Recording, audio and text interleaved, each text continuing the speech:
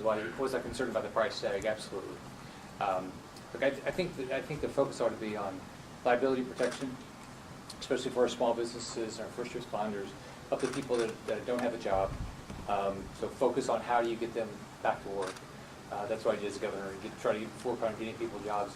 And then the third, just try to help our small businesses get open. We got to open up the economy. So the price tag, yeah. If you look at, we're starting out $1 trillion. So I mean, I'm a business guy. You start at $1 trillion. What's the odds that you're going to be able to stay there? I think it's pretty remote. So that's a lot of money. You look at right now. I mean, the Federal Reserve's buying up our treasuries, and so there's an issue of our ability even to issue more treasuries.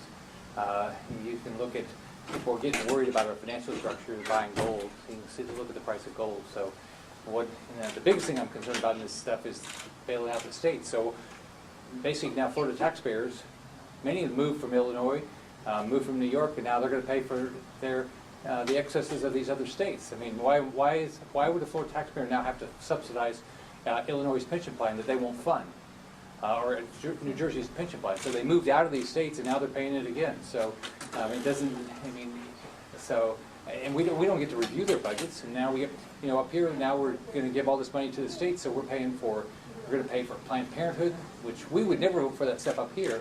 But now we just put it in their state, giving them the money through giving flexibility on the $150 billion.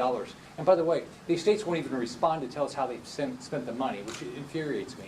I mean, less than 10 of the states have even told us how to spend the money we're already giving them. Would you ever give people money, again, if they wouldn't tell you how to spend the money you already gave them? Does the current agreement, as you understand it, have any money for state money? My understanding is it's given flexibility on the $150 billion. So, but that $150 billion, it was clear that was not going to be used. That was not going to be used to bail out their bad budgets. So I sat there for 8 years. Cuomo was governor when we both got elected together. He never balanced his budget. He kept borrowing more money every year.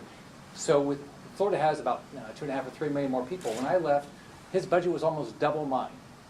He never lived within this budget. I balanced the budget. I paid down debt. I reduced taxes, and we grew jobs.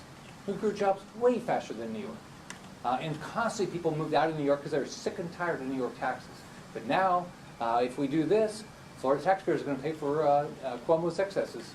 Senator, as a business guy, this is a consumer-driven economy. Are you concerned that without the extra unemployment benefit, without an extra $600 a week, that Americans are going to spend less, that the economy will take a hit? Sure.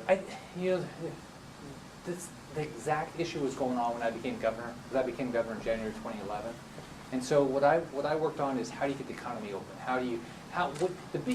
What I learned is, as a governor, the biggest thing you can do is actually regulatory reform and permitting and getting permits done faster so businesses get back to work faster. That actually will move the economy faster and get people back to work faster.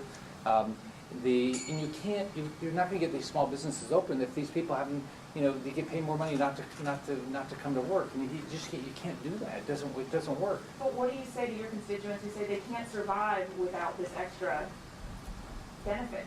That just surviving on state unemployment isn't going to cut it. I mean, we talk to people who say they're going to be homeless. So I think the biggest thing you can do is say, okay, so how do you get people back to their jobs? That's the biggest thing you can do.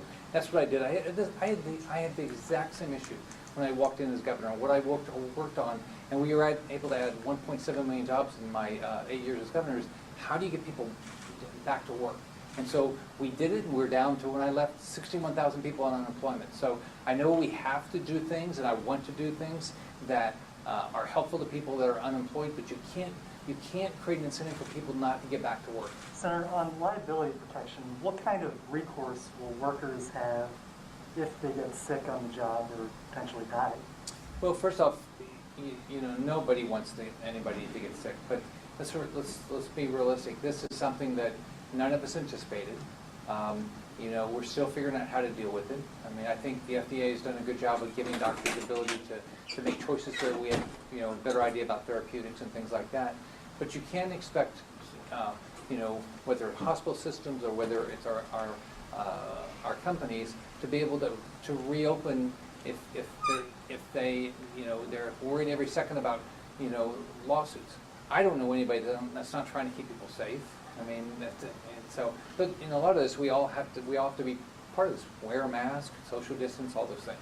Wear these things. and we all love them. Thanks. Do you think that there'll be more consensus after this lunch today? Well, we still don't have all the details, so I'm really disappointed that we're gonna bail out Illinois, California, New York, and New Jersey, and Florida taxpayers are gonna pay for it. I'm very disappointed. Are you gonna block a bill that has that flexibility in it? I'm gonna do everything I can to get that out of the bill. Thank you.